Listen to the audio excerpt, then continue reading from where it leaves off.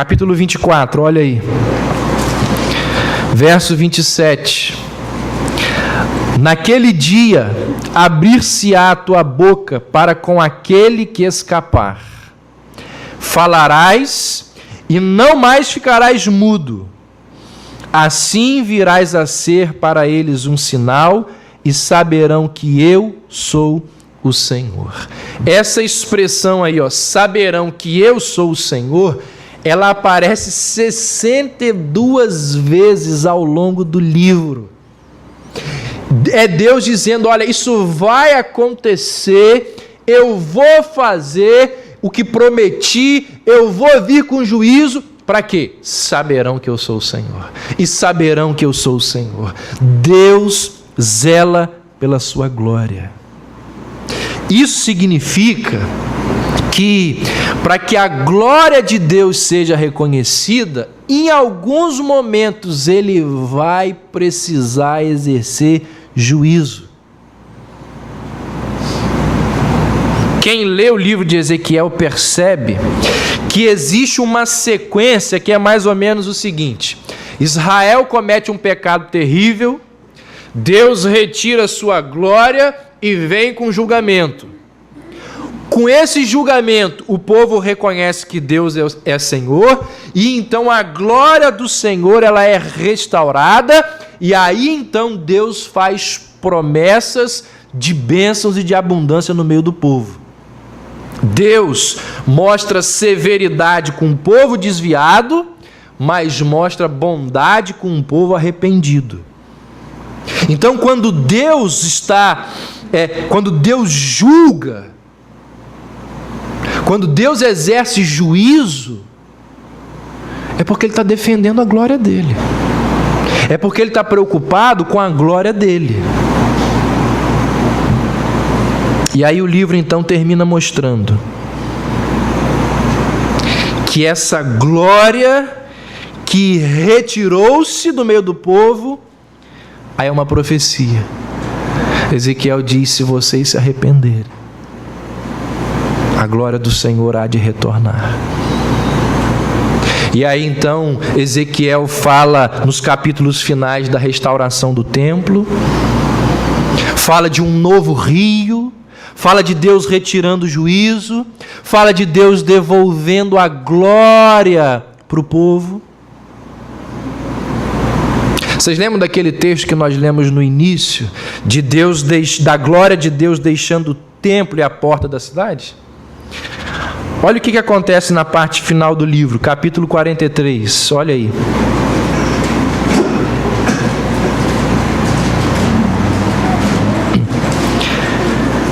Então me levou à porta, verso 1. Então me levou à porta, a porta que olha para o caminho do Oriente. E eis que a glória do Deus de Israel vinha do caminho do Oriente. E a sua voz era como a voz de muitas águas. E a terra resplandeceu por causa da sua glória. E o aspecto da visão que tive era como da visão que eu tivera quando vim destruir a cidade. E eram as visões como as que tive junto ao rio Quebar. E caí sobre o meu rosto.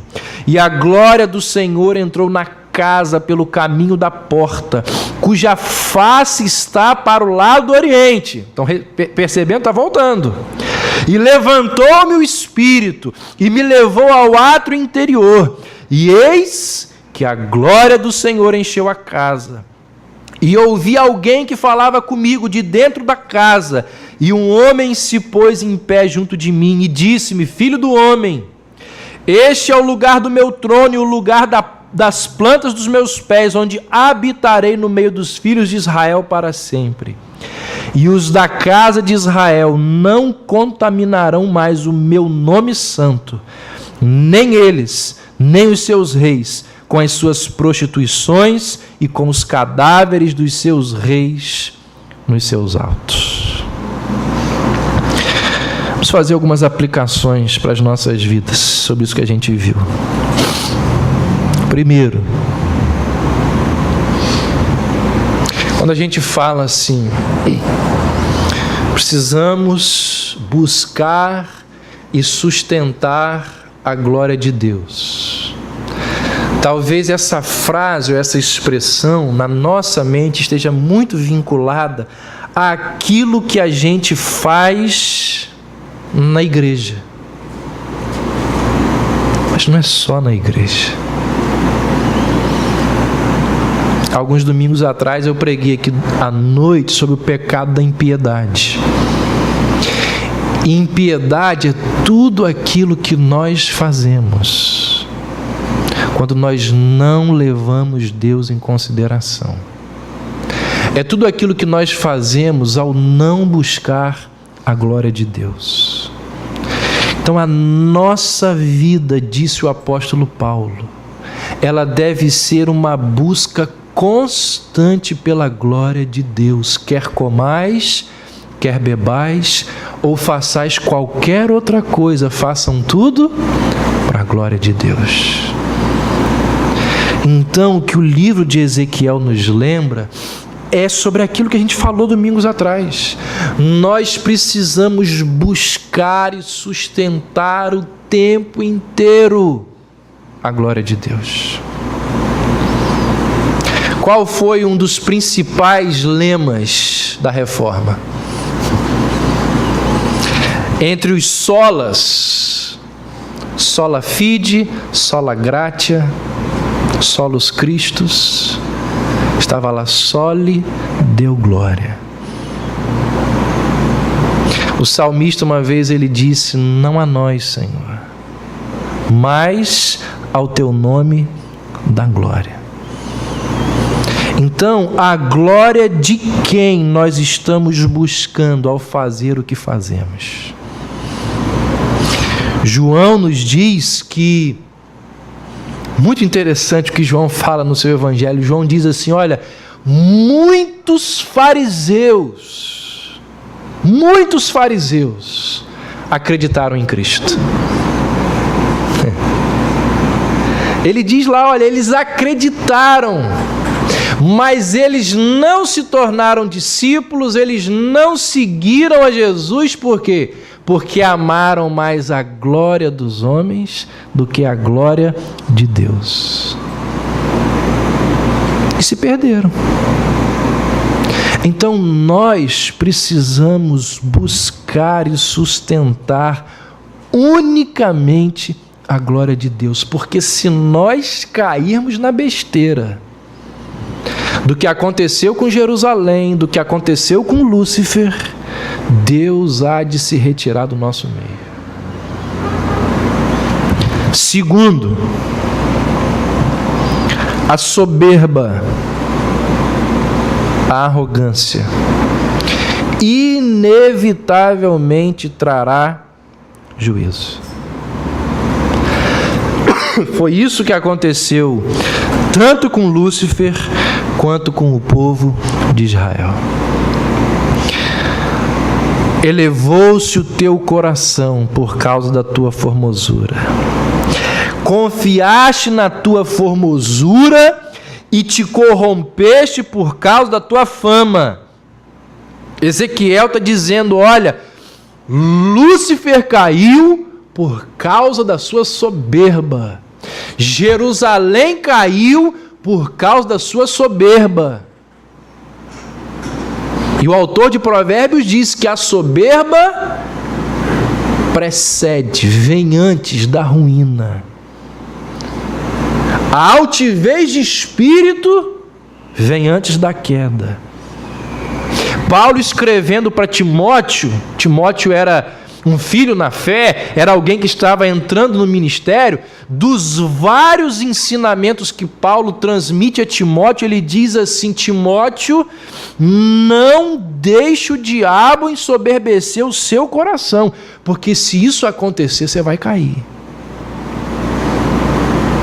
E ele mesmo, Paulo, disse o seguinte: olha, Deus, ele deixou o espinho na minha carne para que o meu coração não ficasse soberbo.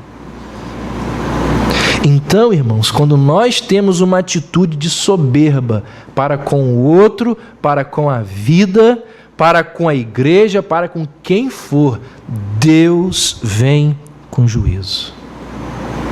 Deus nos dá, nós ficamos vaidosos, nós ficamos soberbos. Isso é muito comum. A pessoa ela começa a progredir financeiramente. Deus deu, a pessoa começa a ficar vaidosa, começa a ficar soberba, achando que o que tem é fruto da sua capacidade, da sua inteligência. Não concede a Deus a sua glória, não devolve a Deus o que é de Deus, e a consequência de Deus é o quê? Juízo.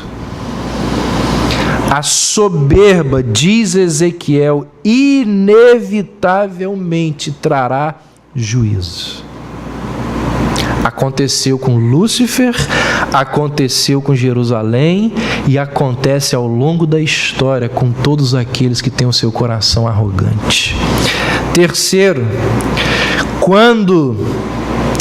devemos confiar no Senhor e não nos dons, nas bênçãos e nos privilégios que Ele nos concedeu. Tem a ver com o que a gente falou há pouco. A nossa confiança, ela deve estar unicamente em Deus e não na nossa capacidade, do nosso talento. Quanto mais alto, diz o ditado, maior a queda. Não importa quão alto alguém esteja aqui nesse mundo, ele pode ser o querubim da glória. Entendeu isso?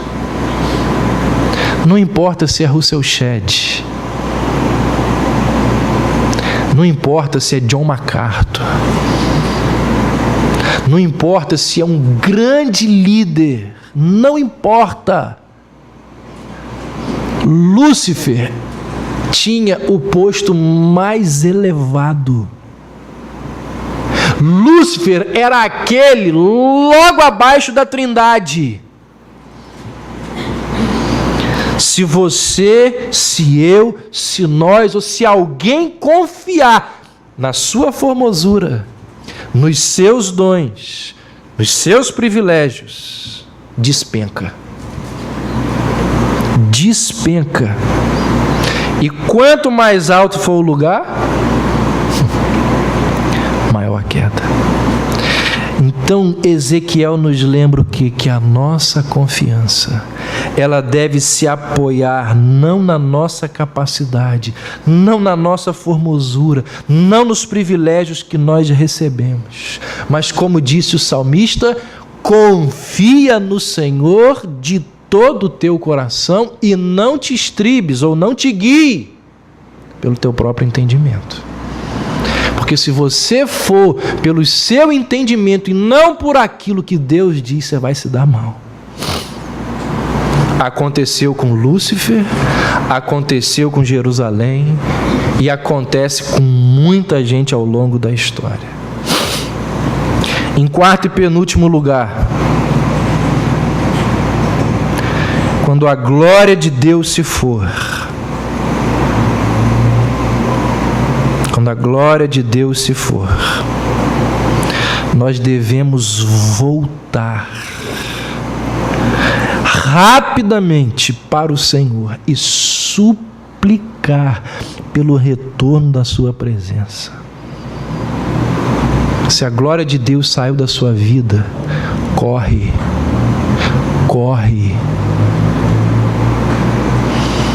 Abra sua Bíblia em 1 Samuel 4.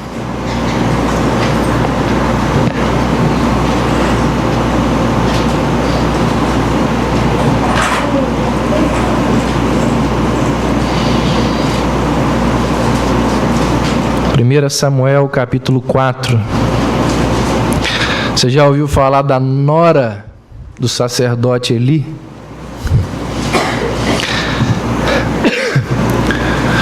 Olha o que diz o verso 19 e 20. Estando sua nora a mulher de Finéias, grávida e próxima ao parto, e ouvindo estas notícias de que a arca de Deus tinha sido tomada, e de que o seu sogro e o seu marido morreram, encurvou-se e deu à luz, porquanto as dores lhe sobrevieram.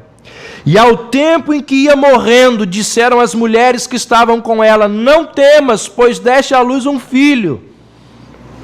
Ela, porém, não respondeu, nem fez caso disso. Para um pouquinho aí.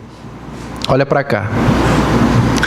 Naquela época, qual era o momento mais aguardado por uma mulher? Era o momento de dar à luz. O que trazia significado, valor a uma mulher? Ter um filho. Mulher naquela cultura, naquele momento, a principal responsabilidade dela era gerar um filho. Então a hora do parto era ali aquele momento mais feliz na trajetória de uma mulher. E se fosse um menino, a alegria era dobrada. Se fosse homem, se você tiver dúvida disso que eu estou falando, é só você ir lá em 1 Samuel capítulo 1 e ler a história de Ana. Quando ela fica grávida de um menino, gente, essa mulher do texto que nós lemos aqui, ela está dando à luz. Ela está no momento de maior alegria de uma mulher naquela época, só que ela não tem alegria nenhuma. As mulheres viram-se para ela e dizem assim: olha, não temas, porque você deu à luz um filho. E diz o texto, ela, porém, não respondeu, e olha o que diz agora, nem fez caso disso. Ignorou. Aí o texto continua. E chamou ao menino Icabode, dizendo: de Israel se foi a glória, porque a arca de Deus foi tomada, e por causa de seu sogro e de seu marido. E disse: de Israel a glória levada presa, pois é tomada a arca de Deus. O que diz aqui? Gente, sem a presença de Deus em nosso meio, as alegrias se transformam em tristezas. Pode ter certeza disso. Quando a presença de Deus se vai, a alegria é transformada em tristeza. A nossa glória vira feiura. Então, quando a glória se for, nós precisamos nos arrepender, cair de joelhos e pedir a Deus que Ele restaure a sua presença em nosso meio. Foi isso que aconteceu lá com Ezequiel. Ezequiel disse: olha, se vocês se arrependerem, caírem de joelhos, Deus, eu estou vendo, estou tendo uma visão, Ele vai retornar com a sua presença. E por fim, para a gente encerrar, no Novo Testamento, a glória de Deus tem um nome. O Verbo se fez carne, habitou entre nós e vimos a sua glória. Glória do unigênito do Pai, cheio de graça e de verdade. Esse é famoso, mas talvez você não saiba, não lembre de 2 Coríntios 4. Abra aí.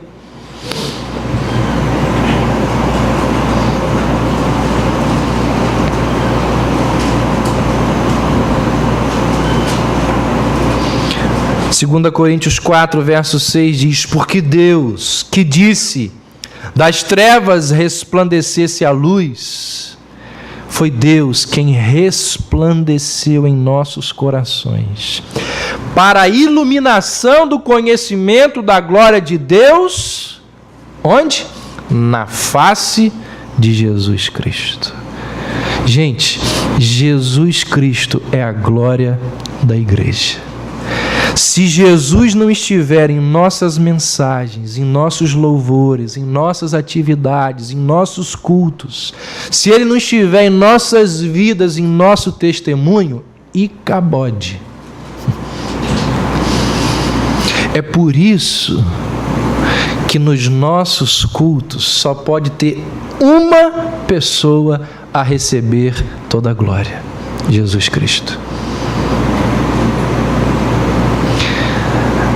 Aqueles nossos irmãos que congregam em outros lugares e chamam o doutor fulano de tal, o político fulano de tal, não sei quem, a autoridade tal, por favor, sente aqui na frente, faça isso. É muito provável que nesses ambientes a glória de Deus, já tenha ido embora há muito tempo. Porque na igreja só tem um que pode receber a glória. Uma das últimas mensagens do livro de Apocalipse foi o que nós cantamos e lemos hoje aqui. Digno de glória é o Cordeiro. Então, é para isso que a história caminha. Qual é a culminação de toda a história? A glória de Cristo.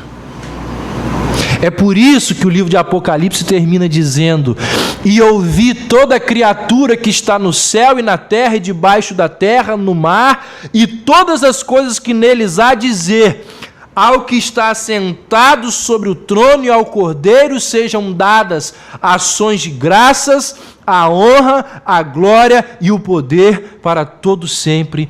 Amém. Então, no Novo Testamento, a glória de Deus se chama Jesus Cristo. Se Ele estiver conosco, nós seremos fortes e belos. Mas se Ele não estiver, nós estaremos como Jerusalém, em ruínas e com a glória de Deus ausente. Por isso que na nossa igreja batista reformada, nós só podemos ter uma pessoa que há de receber honra e glória: Jesus Cristo. Que assim seja nos nossos cultos, nas nossas reuniões, que assim seja nas nossas famílias, que assim seja em nossas vidas. Porque se roubarmos a glória que é de Deus, ela vai embora. Se nos acharmos soberbos, petulantes e arrogantes, a glória de Deus vai embora. Vamos ficar em pé, vamos encerrar cantando ao Senhor.